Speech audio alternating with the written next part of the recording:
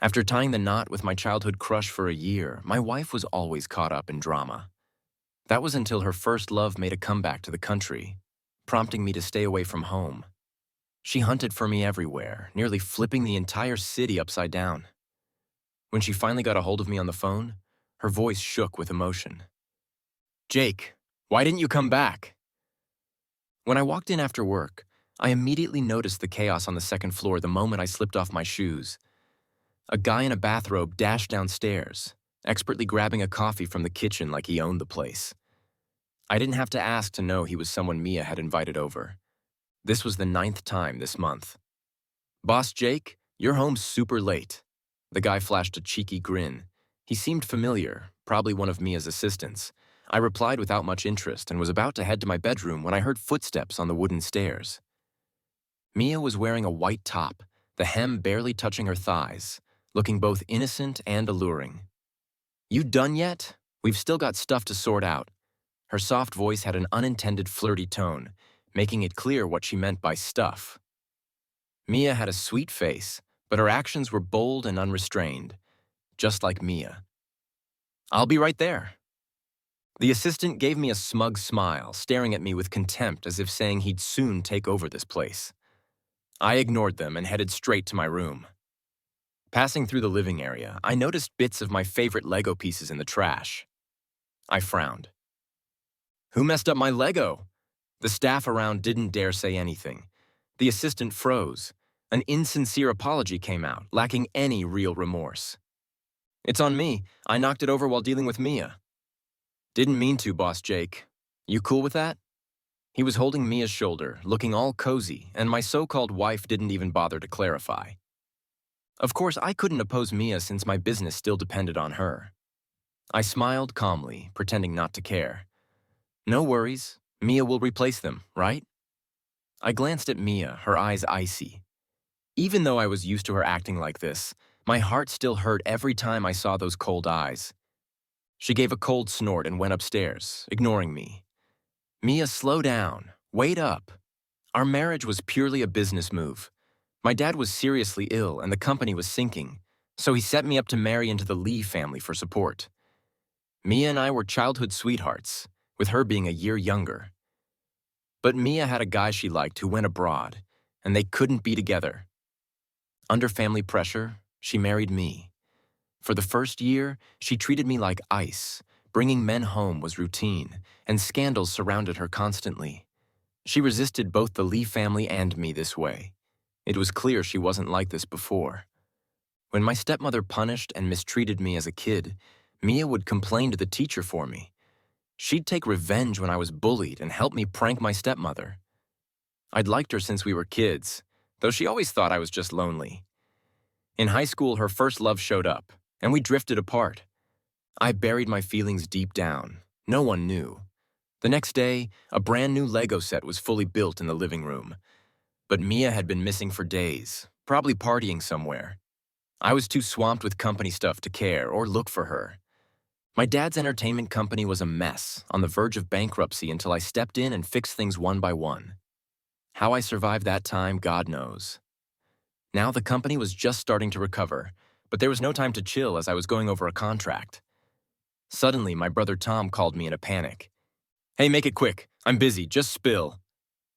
Ito Ken is back. Ito Ken was Mia's first love. Tom continued. "Reliable sources say he's landing at the airport tonight." "Hey, Jake, did you hear me?" Tom sounded more anxious than I was.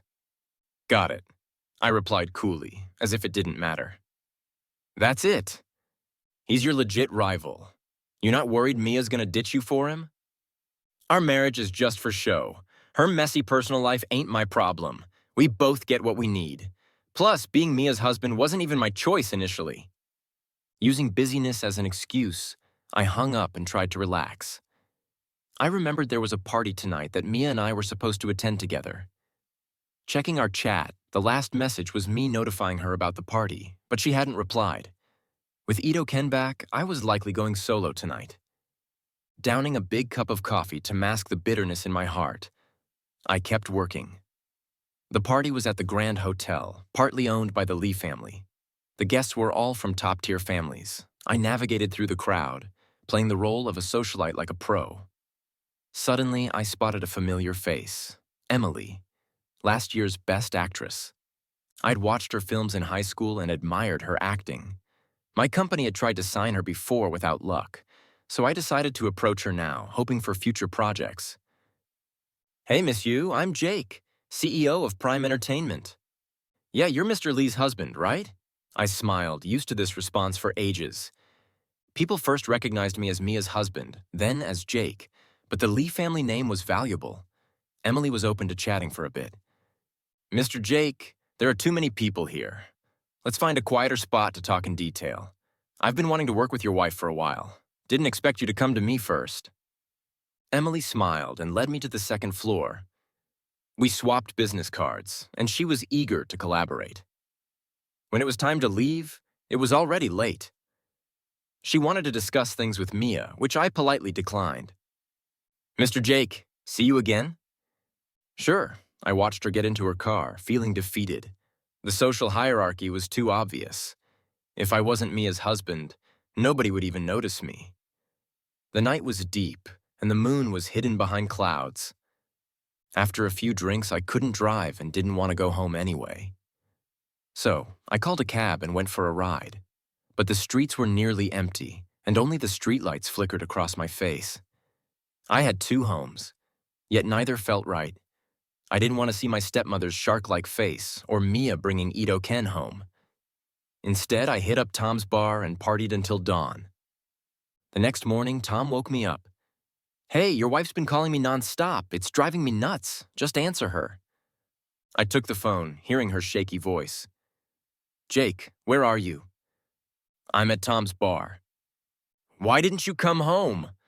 Her voice was hoarse, sounding like she hadn't slept well. My mind went blank for a moment. Wasn't it because I didn't want to ruin your fun? Where I am has nothing to do with you, right, Mia? Annoyed, I hung up, seeing Tom watching me with a knowing look. Finally stood up for yourself, huh? Will Mia come after me? Exhausted, I didn't care anymore and closed my eyes to sleep. When I got home, it was already afternoon. To my surprise, Mia wasn't with her first love, but was home, looking gloomy. Then she suddenly stood up and rushed over.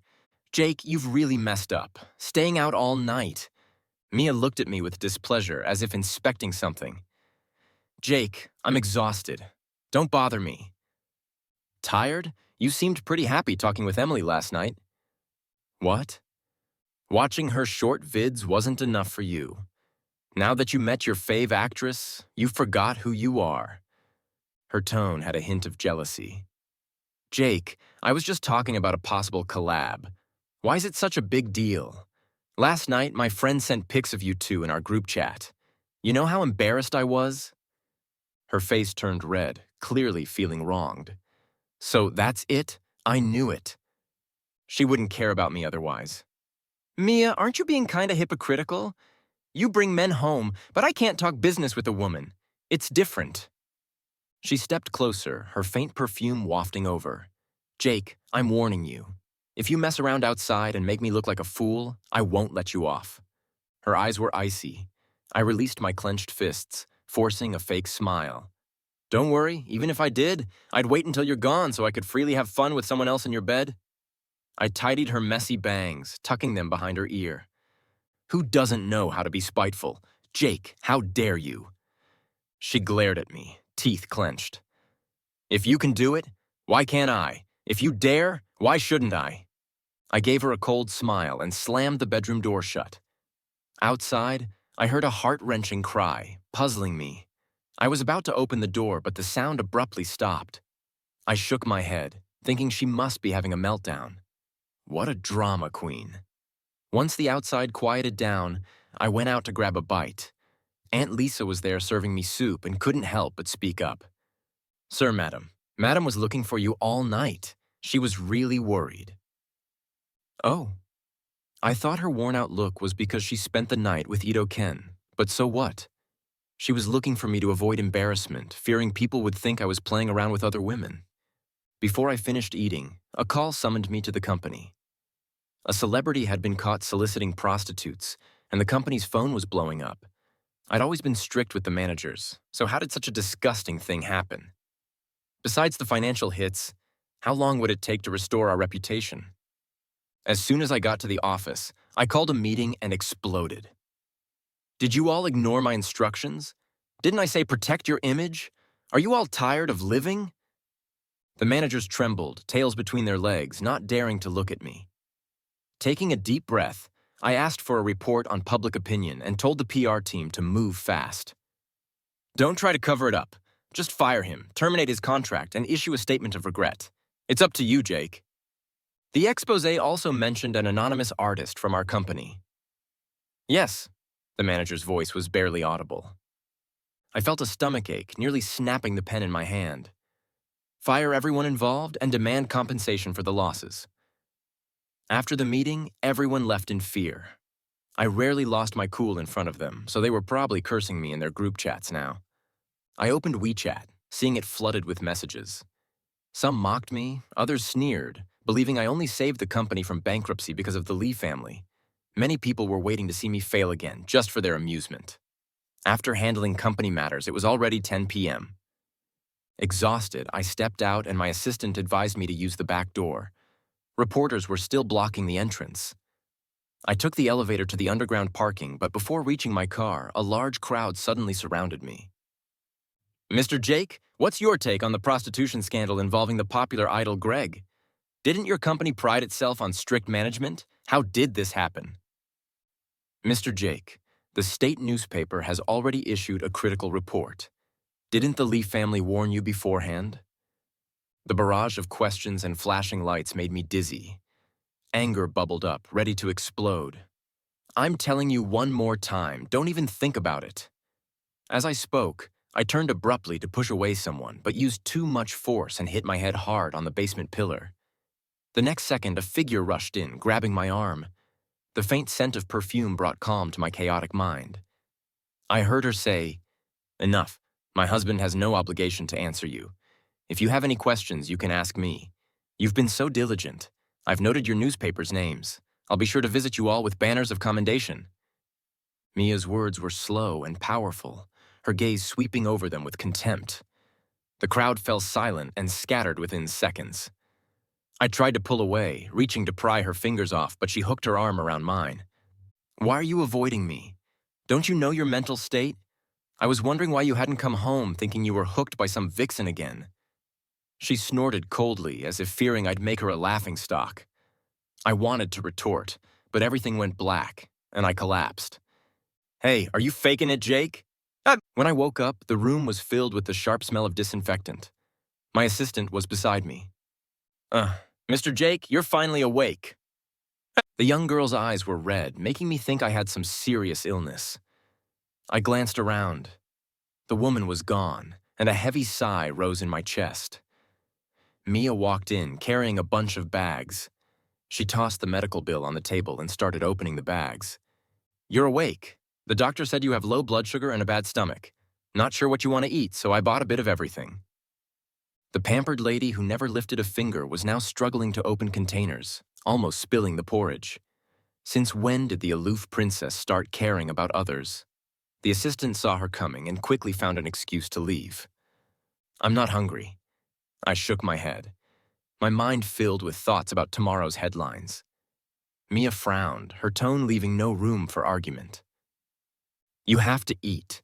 Grandpa came to see you earlier and said you've lost weight. He thinks I've been neglecting you." So she was reprimanded. That explains her sudden consideration. I smirked, looking at the 4 in my right hand, knowing it'd take a while to finish. "Just leave it. I can't eat like this anyway." Noticing my gaze, she frowned slightly. With a faint hum, she said, "Then I'll reluctantly feed you this time." She picked up a bowl of millet porridge and fed me. Despite her reluctant expression, she waited until the porridge cooled before bringing it to my lips. I wondered how much effort Ito Ken had put into making her so considerate. Or maybe she was naturally kind to someone she loved. After finishing the porridge, she tended to my wound, getting so close that all I could see was softness before me. She carefully touched the wound with a cotton swab, as if I were fragile. My back stiffened, feeling utterly uncomfortable. The few intimate moments we had were happening in a hospital. She glanced at me, a smile tugging at her lips. "Why are you so stiff?" "First time. Too nervous." Her tone was teasing, making it seem like she was flirting. I remained silent, closing my eyes to steady my breath, trying to avoid further embarrassment. She picked up the medicine bottle, her touch gentle and precise as she treated the wound on my head, watching her serious profile. I couldn't help but recall her earlier days, the proud and carefree girl, the moon behind clouds. I had tried reaching for the moon, but she was too far away. A ringtone interrupted my thoughts. Mia answered the call, sounding particularly irritable. Before leaving in a hurry, she reminded me, "Jake, something's come up at the company. I have to go. If you need anything, call home and ask Aunt Linda to bring you food." Surprisingly, she had always craved freedom and liked doing her own thing. Yet now she managed the company meticulously. The company's issues gradually settled down. Mia hadn't brought any men home and hadn't shown up for days. At noon, the driver brought me lunch, and I noticed something strange about the food lately. Aunt Linda's cooking had always been consistent, so why had it declined recently? Maybe our prepackaged meals had run out again? I forced myself to swallow today's meal and received an email from actress Emily seeking collaboration. We had a new drama perfect for her, though she approached us because of the Lee family. I didn't mind. At least her involvement would add some shine to our company. I happily replied to her email, setting up a time to discuss the project in detail. Suddenly, a gossip news notification popped up on my computer. The headline read, "Miss Mia's Late Night Rendezvous, Suspected New Lover." The accompanying picture showed Mia in a man's arms at a hotel entrance, looking pitiful and intimate, as if she were acting coquettishly. But my eyes focused solely on the man's blurred profile, even from his silhouette. I could recognize Ito Ken. No wonder my assistant and employees had been hesitant to speak to me that morning. The joy I had felt moments ago plummeted into a pit. A wave of dull pain followed. It seemed Mia had been busy with him these past few days.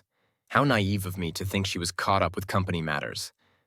She stayed out all night and still had the nerve to control me. What a joke. I looked at Emily's email, which subtly hinted at her desire to meet Mia's father. I clenched my fingers, taking a deep breath. Why did everyone want to get to know the Lee family through me? I am Jake.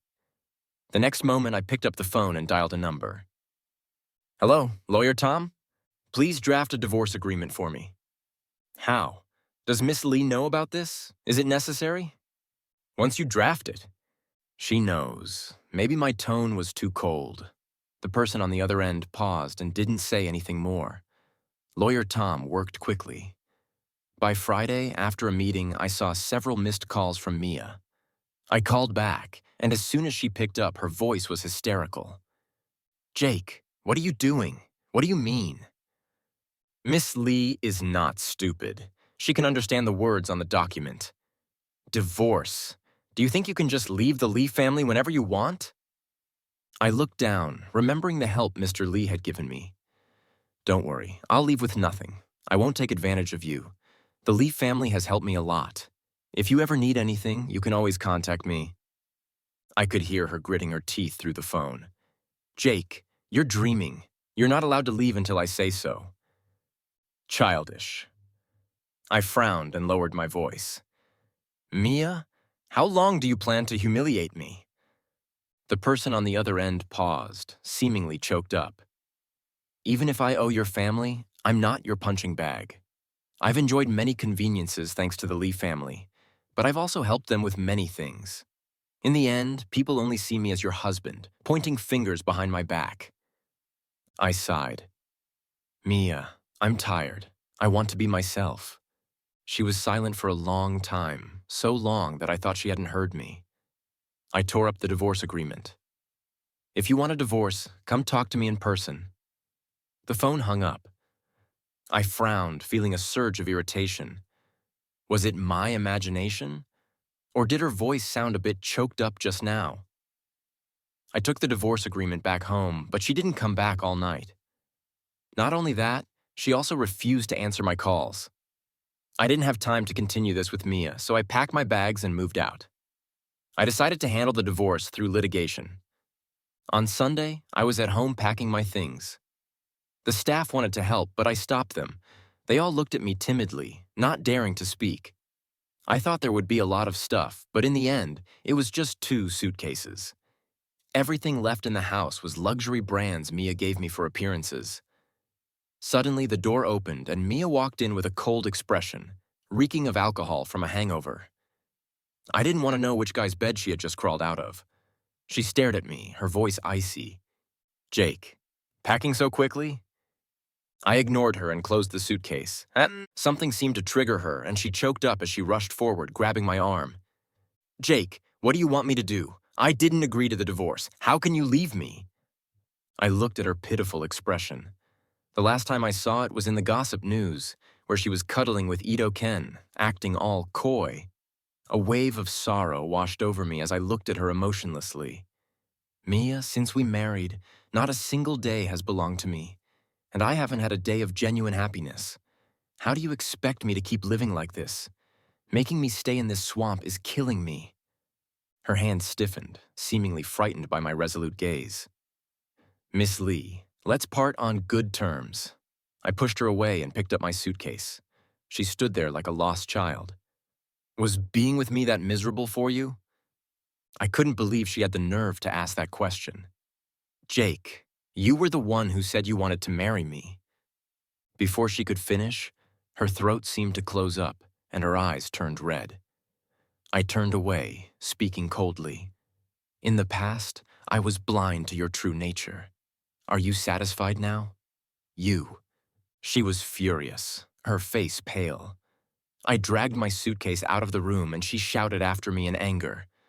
"Fine. If you want a divorce, we'll get a divorce, Jake. You'd better not regret this." Mia had her secretary deliver the divorce agreement. As I signed it, the secretary watched me, looking like she wanted to say something but didn't. Mia picked up the pen, hesitated for a few seconds, and scribbled her signature. It was finally over. At that moment, I felt an immense sense of relief. It was like being a balloon released into the sky, free to drift away. I grabbed my luggage and left. Mia stayed inside the entire time, glaring at me as if she wanted to devour me. It was strange. Now that we were divorced, she could openly be with Ito Ken. "Mr. Jake, may I drive you?" The secretary asked politely, trying to help with my suitcase. I moved the suitcase slightly away from her. "No need. The cab I called has already arrived. From now on, I have nothing to do with the Lee family." Her expression stiffened and she nodded lifelessly. I got into the taxi, fastened my seatbelt, and took one last look at the place I had lived for a year. The lavishly decorated villa felt empty and cold. I had a small apartment downtown. It couldn't compare to this place, but at least it was mine. As the car started and drove a few hundred meters, the wind blew in through the window. I was about to close the window when I suddenly saw it in the rearview mirror, a figure rushing out of the villa gate. Mia? She was running fast, not caring that her shoes had fallen off. "Jake?" Her voice sounded like a desperate cry. The rest of her words were lost in the wind as the figure grew smaller and smaller. The sunlight shone on her fluttering skirt, reminding me of the proud moon I had secretly admired in my youth. I closed the window, leaving everything behind. "Driver, go faster." Losing the title of Mia's husband inevitably caused some connections to sever. But I hadn't been idle all these years. Some genuine partners wanted to keep working with me, so I offered better terms in return. In September, my high school alma mater celebrated its centennial anniversary and invited me to give a speech. It just so happened that I had a slot in my schedule, so I planned to go back and take a look. If needed, I could donate some money for charity. It was a good opportunity for positive publicity for my company. Today, returning to my alma mater coincided with the registration day for new students. The faces of the high schoolers, full of youthful innocence, made me nostalgic. Before the speech, I wandered around the school. Back then, Mia and I were in the same school, different classes, but that didn't stop me from watching her every move. I didn't know why, but ever since I stepped into the school, many memories of her kept flooding back. and I couldn't block them out. Clearly, I had planned to let her go. I walked into class 6 of the third year, my old classroom. The students were busy finding their dorms and hadn't come to class yet. I sat in my old seat. The desk hadn't changed and still had some scratches I left behind. Back then, influenced by TV dramas, it was trendy to carve the name of someone you liked onto your desk or write it in a hidden part of your book, secretly confessing in an unnoticed spot, imitating the romance of idol dramas. I had done something so foolish back then, too. My confession was carved onto the desk. Even in such a hidden spot, I was still afraid of being discovered. So I carved, "I like Emily." Emily was a popular actress during our youth. Mia didn't like her. I liked her because of a movie she starred in where her character's personality resembled Mia's. So I used her as a substitute for the unspeakable name. I bent down to look under the desk and found that someone had discovered it. The name Emily had been scratched out and next to it was written Mia. I was stunned. When did she find out, and when did she? It felt like something was about to surface, but there was a layer of fog. Suddenly, my head started to ache. In a panic, I stood up and banged my forehead on the desk, a dull pain spreading. At that moment, a gentle voice came. "Surprised, Jake?" I turned and saw my former homeroom teacher standing by the window. "Oh my, it's really you." I thought I was mistaken. "Miss Eva, let's chat." I went out to talk with her, discussing recent events and my reason for being there. Miss Eva was close to retirement, her face as kind as ever. She used to teach Chinese, and her classes were my favorite. "I heard you and Mia got married. Sometimes I see news about you two online. You make such a handsome couple." I smiled stiffly. The divorce hadn't made it to the news. Only people in our circle knew. So I noticed back in high school she always had a crush on you. High school? I frowned. Mia and Ito Ken were in the same class, and I didn't interact much with her. Yes, you didn't know. Mia often didn't go home after school. Her parents even called the school where Matt, her teacher and homeroom teacher, was worried sick, thinking she had gotten involved with some delinquent. No matter how good her grades were, if she took the wrong path, it would be hard to come back. Later, she was punished to stand in the office. The math teacher questioned her for a long time, asking why she didn't go home after school. What did she say? We all remember she said, if the student office couldn't solve the bullying problem, she'd go to the principal. If the principal couldn't solve it, she'd go to the education department. No one could treat Jake like that. She laughed, her eyes wrinkling kindly. I was bewildered, not knowing these stories. There were indeed some annoying rich kids in high school who hung around like thugs. They knew my mother had passed away and spread rumors. They insulted me daily and would lock me in the bathroom if they were in a bad mood. Unfortunately, my dad didn't have the power their fathers did, so I had to endure it.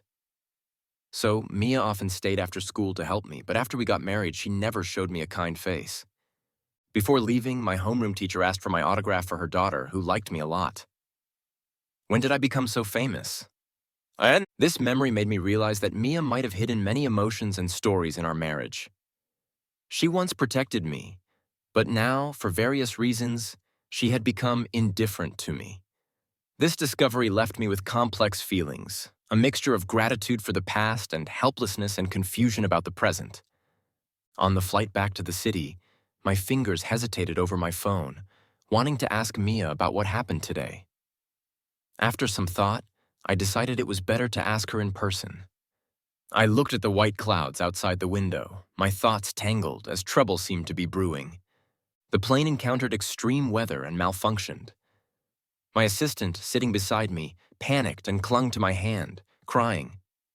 The cabin lights flickered, and passengers began to shout and scream.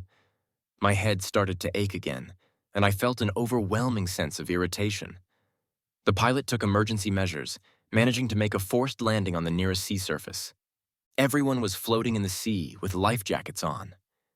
I tried to get closer to my assistant, but was swept away by a sudden undercurrent. Panic set in as I struggled, gradually losing strength. When I woke up, my surroundings were unfamiliar. It was a house made of bricks and dirt, covered in dust, old and dilapidated. A simply dressed middle-aged man walked in and smiled at me. "You're finally awake. Here, drink some medicine to prevent your wounds from getting infected." I tried to sit up but felt pain all over my body. My ribs seemed broken, and my foot was swollen like a pig's trotter. I looked at my hands, which were covered in tiny cuts. The man, named Martin, said he found me by the sea. He told me I'd been swept away by the undercurrent and must have hit many rocks, causing all these injuries. He initially thought I was dead, but recognized my face and brought me back, not expecting me to still be alive. This place was a small fishing village, nestled between the mountains and the sea. The men mostly worked outside or fished, while the women stayed home, doing laundry, cooking, and farming. For several days, Martin took care of me.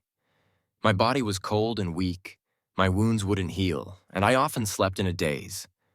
The medical conditions here were limited, and getting to the city required a long journey over the mountains. If I hadn't seen it with my own eyes, I wouldn't believe such backward places still existed in today's rapidly advancing world. Martin fed me medicine, then looked at me with some embarrassment. "Jake, we've gotten to know each other a bit. Could you give me your autograph?" An autograph? I frowned. This was the second time I'd received such a request. "My son works in town and brought back a magazine. I saw you in it. You're a big star.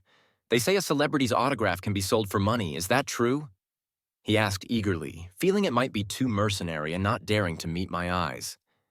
"Jake, I mean no offense. I just want to save some money to get my son a wife." I looked at him.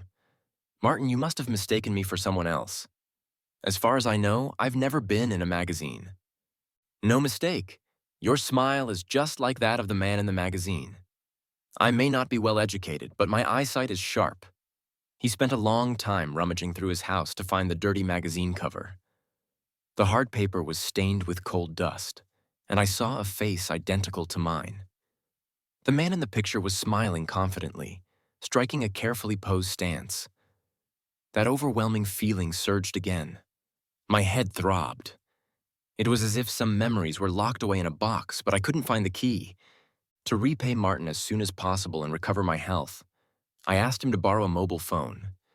In the whole fishing village, there were only a few people with phones, and they were all basic ones. There was no signal inside the house. Martin had to go up the mountain to cut firewood, so he took me along to find a signal. He supported me the whole way, and I felt immensely grateful. My ribs hurt faintly, and I bit my lip to endure it. Just drinking herbal medicine wouldn't heal these wounds.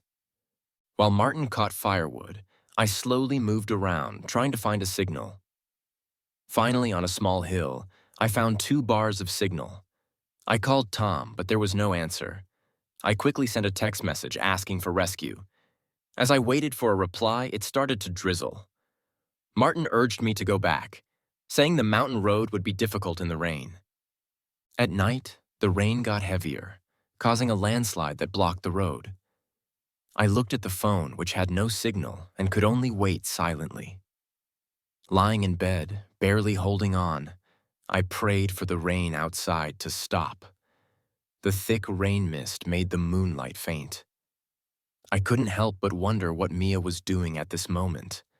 Was she whispering sweet nothings with Ito Ken, or lying in some assistant's arms?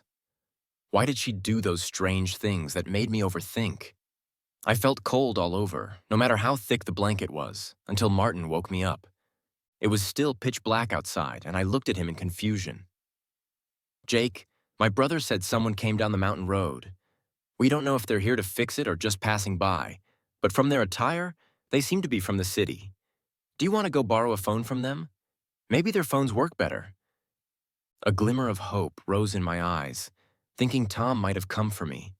I struggled to get up, and Martin carried me with an umbrella. On the mountain road, we could vaguely see the light of flashlights. There seemed to be many people. They were all bent over, digging the soil vigorously. As we got closer, a familiar figure came into view. Mia was kneeling in the muddy pit, her delicate figure trembling as she dug up dirt scoop after scoop. Her trembling, choked voice mixed with the sound of rain, a mix of curses and pleas. "Jake, don't let me find you. If I do, I won't let you go." Why is there no one? Didn't they say there was a signal here? Useless. A bunch of useless people can't even find a person. The others didn't dare to speak, diligently digging as if there was treasure hidden. A pile of broken shovels lay beside them.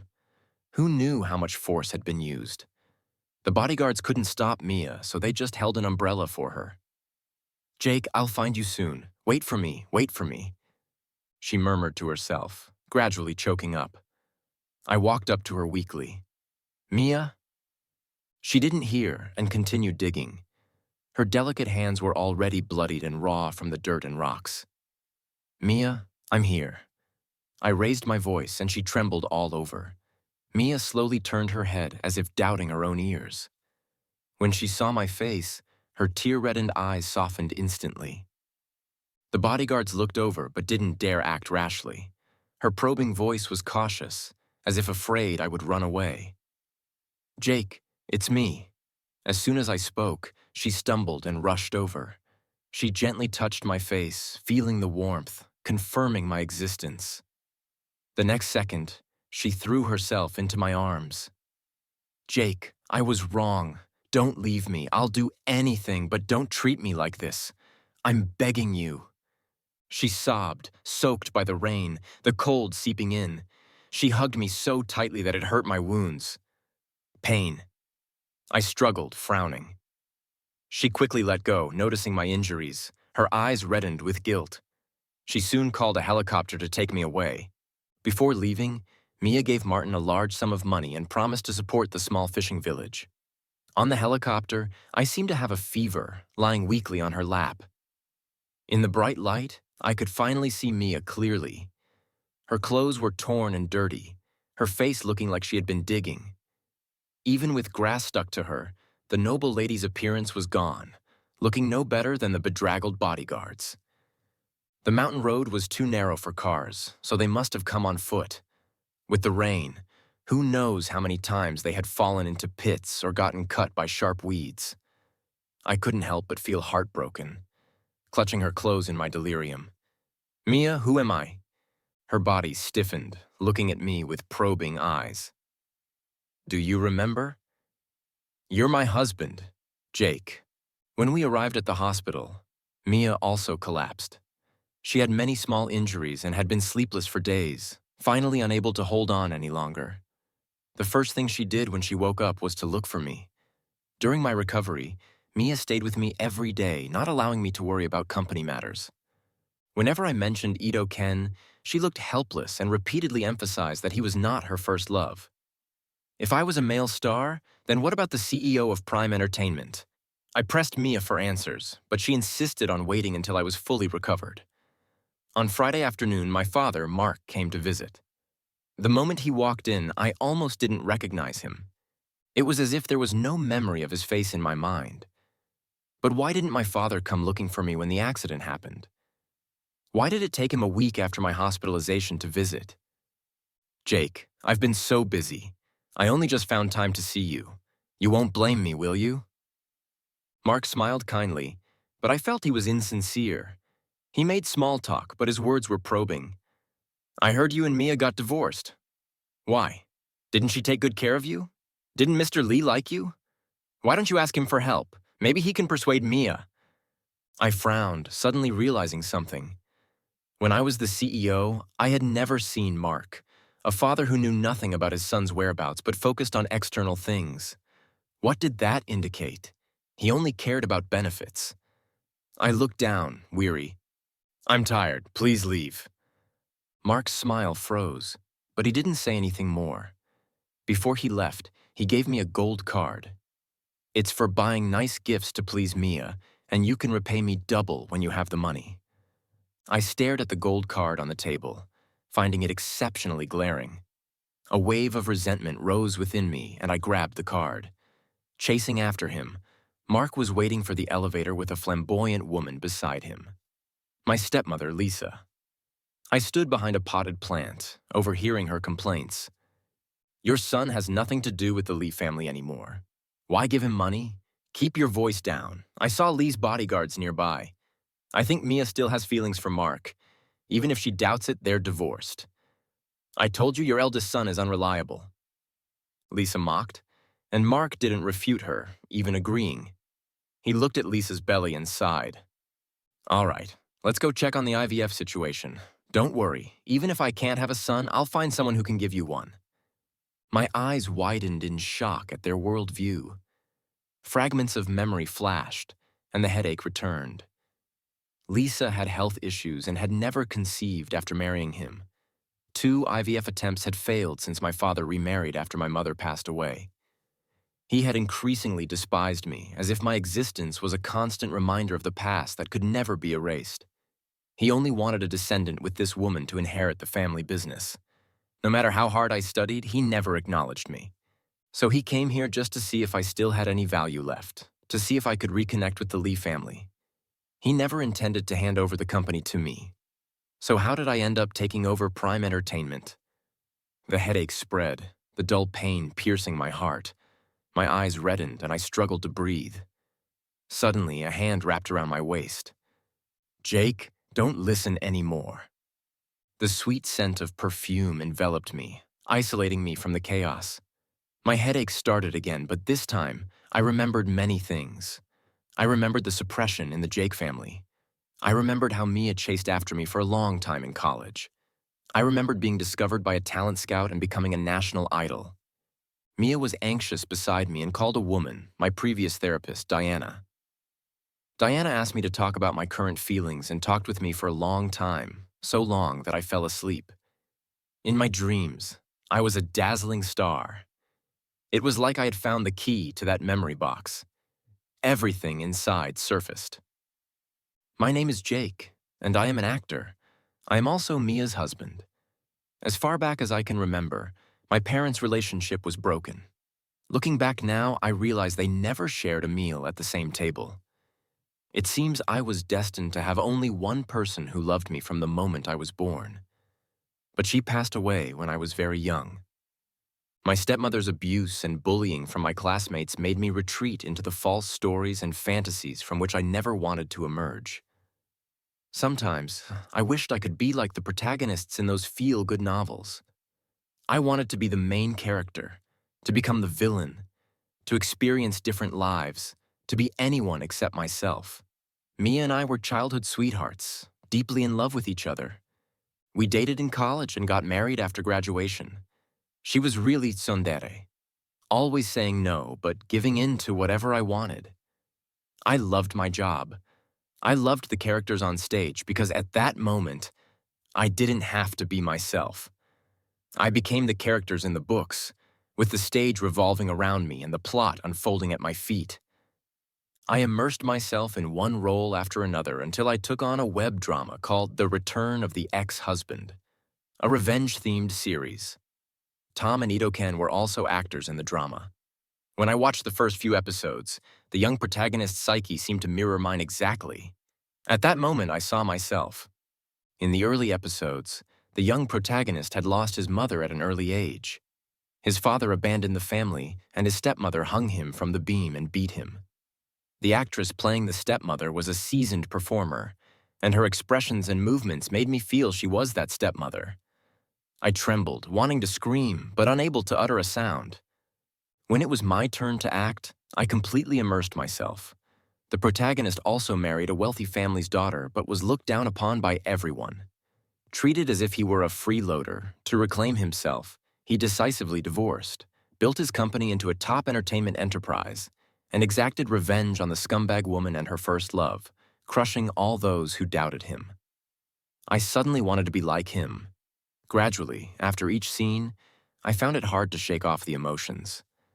Even when I did, I felt disoriented. Sometimes, I felt the me in the drama was the real me. I played a version of myself that wasn't really me. In the end, I couldn't distinguish between the drama and reality. After the drama wrapped up, I couldn't snap out of it and started exhibiting strange behaviors. For example, I would suddenly make Mia sleep in the living room or call her a scumbag. I would also treat Tom as a close brother when I saw him in the makeup room. Mia noticed something was wrong and called Diana to help me. She diagnosed me with dissociative identity disorder. Unable to snap out of my roles, I mixed film and life, rewriting it into my own script. Mia didn't dare intervene recklessly and tried to accompany me in slowly coming out of it.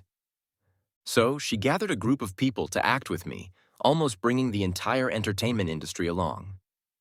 A voice rang out. "There's a script of the return of the ex-husband on your right.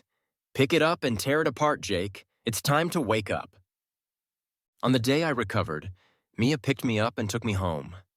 She personally cooked a meal for me, which was barely passable. I suddenly understood why the food the driver brought before was so terrible. It was all made by her. I looked at her with teary eyes, and she told me not to cry.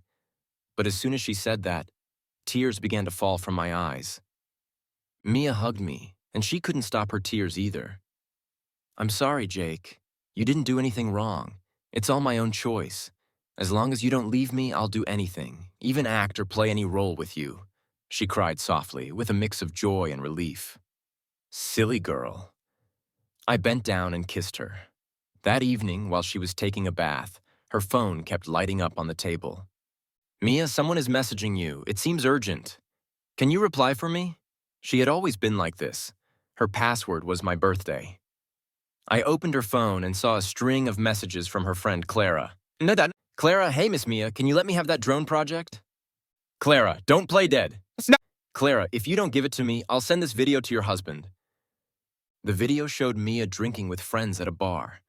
She was lying on the table, her face flushed, seemingly having drunk a lot. "Honey, honey," she murmured repeatedly. Like an abandoned kitten, someone came over and patted her. It was Diana, that mischievous friend of hers. "Hey, wake up! Stop calling him! Your husband ran away with someone else. Nonsense. It's all your fault, you bunch of little coquettes." Giving bad advice. "You actually made me really divorce him. If it wasn't for you, would my husband have run away?" She yelled, sounding extremely aggrieved. Her friends burst into laughter. Soon, they stopped laughing because Mia was crying so heartbreakingly. I had never seen her cry so uncontrollably, so deeply saddened. In the video, I recognized the clothes she was wearing. It was the day we signed the divorce papers. That was the day she ran out to chase after me. A wave of bitterness washed over me, and I felt her pain as if it were my own. I was such a jerk to make her this miserable. Mia walked out of the bathroom and saw my red, teary eyes, immediately becoming worried.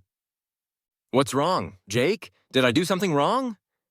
I was crying uncontrollably, repeatedly apologizing. She saw the messages on her phone and immediately understood. "Jake, it's all in the past." She patted my back, comforting me. "Mia, why didn't you send me to the hospital then? That way I wouldn't have treated you like this. My Jake is so afraid of being alone. How could I bear to leave you there by yourself?" She squeezed my fingers and buried her head in my chest. After being with Mia for a month, my emotions had returned to normal. During this time, she never brought up the topic of getting remarried. I knew it was my illness that made her hesitant. She was giving me time to work on being Jake. I decided to make a comeback and continue pursuing my acting career. Mia still supported my decision unconditionally. After my comeback press conference, not a single director or production contacted me. My medical history was indeed off-putting, but that was fine. I started over with my studio, taking on minor roles, no matter how small. I meticulously studied each role. Mia quietly supported me without interfering. 6 months passed, and a director noticed my performance in a supporting role and decided to cast me as the 4th male lead in his film, playing a villain. Before filming, I repeatedly read the script to fully understand the character. When the movie was released, many people recognized me. Some fans edited my few scenes together. Online comments shifted from, "He looks familiar," to, "He used to be a national idol." I regained some of my old fans. Soon, small production short dramas started inviting me. I became busy, and my time with Mia decreased. Although exhausted, at the end of the day, people would say, "Jake, you've worked hard today, finally." I was no longer just Mia's husband. It took me 5 years to regain my peak status. Fans would dig up all sorts of details, making meeting Mia feel like a spy operation, taking precautions against everything. Finally meeting at a hotel, She hugged me, pouting. Big star, it's really hard to see you. There's no help for it. Your husband is very career-oriented. So how do you plan to compensate me? Her lips curved up, eyes filled with ambiguous expectation. I cleared my throat awkwardly. I have a flight to catch in the morning. So I can't stay up till late. Mia laughed and wrapped her arms around my waist. I meant compensation through remarriage. Didn't expect the big star to have his mind elsewhere. I was speechless. Damn, she tricked me. Fine, then I'll go to sleep. Don't, husband.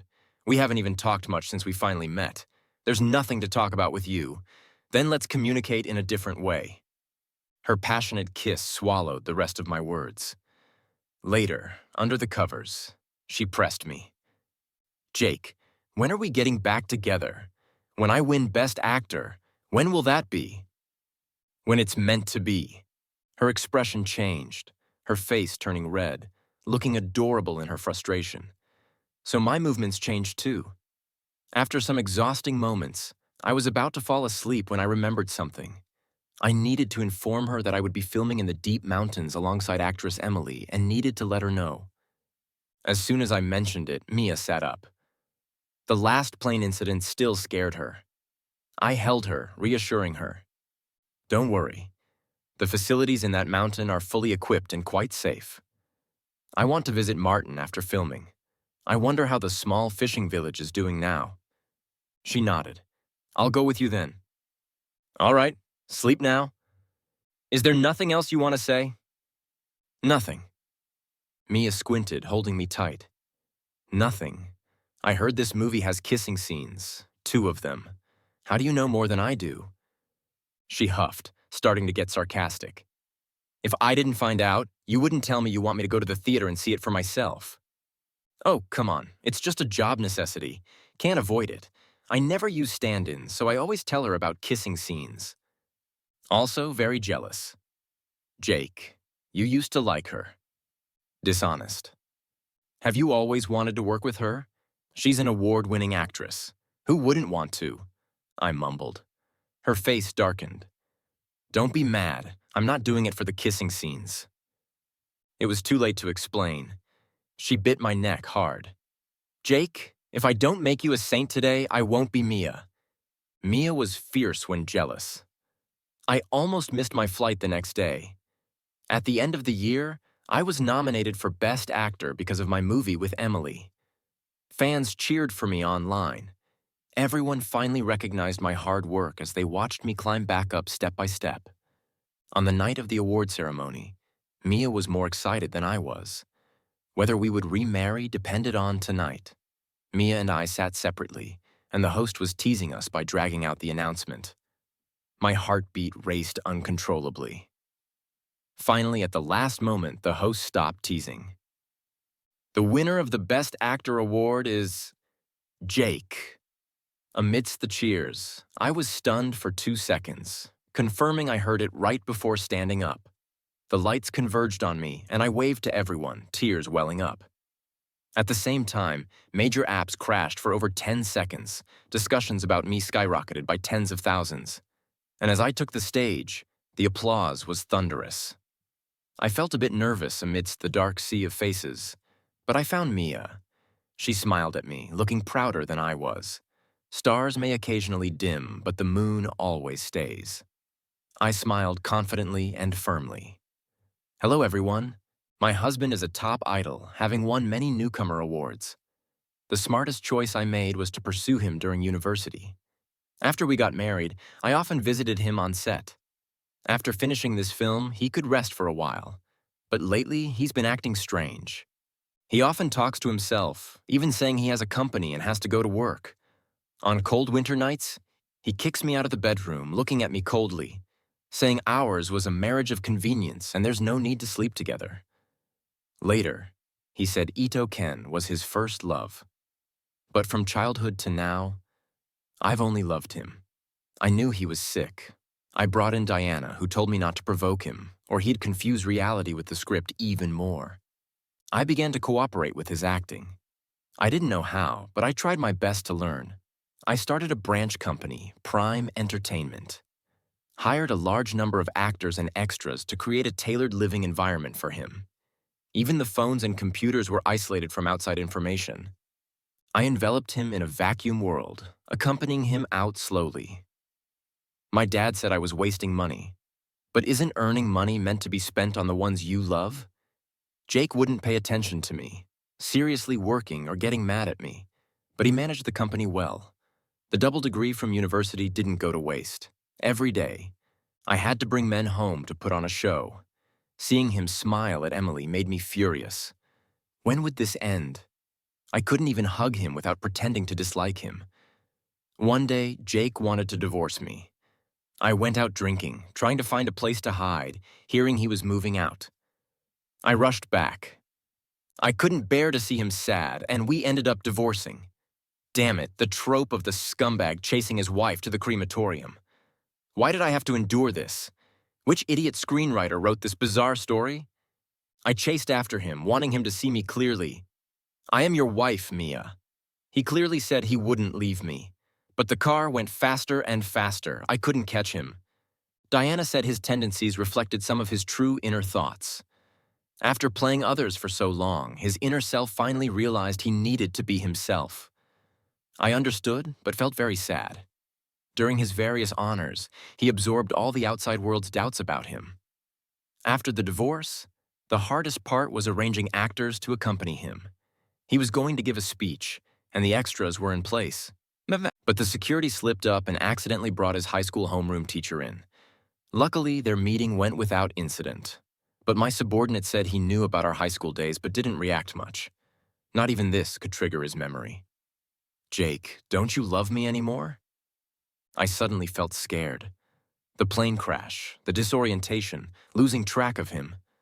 I sent that bunch of trash to plant trees in the desert. I searched everywhere, in the mountains and by the sea. But he was nowhere to be found. I went without eating or sleeping, searching for him everywhere. It was my fault. I didn't take good care of him. Tom said he received a text message. Finally, I found him in a remote mountain village. I held him tightly, not wanting to let go. Jake had lost so much weight. I cooked for him, but he wouldn't eat. He started to regain his memory until his father came to visit, triggering his deepest memories. He finally emerged from the script. I want to make a comeback, he said. And I said, okay. He said he would remarry once he won Best Actor. I was speechless, and I said, okay. He said he would remarry once he won Best Actor. I was speechless. Fortunately, Jake worked hard and won Best Actor. Watching him receive the award, I cried secretly. I was so excited I couldn't sleep. So I called Diana in the middle of the night. She thought something happened. Her voice was tense. I said it was nothing. My husband is the best actor. She hung up. Then I called Clara. Clara hung up too. Today, Jake was in a good mood and went to the Civil Affairs Bureau with me. The red marriage certificate regained, making me want to cry. Finally, my Jake came back.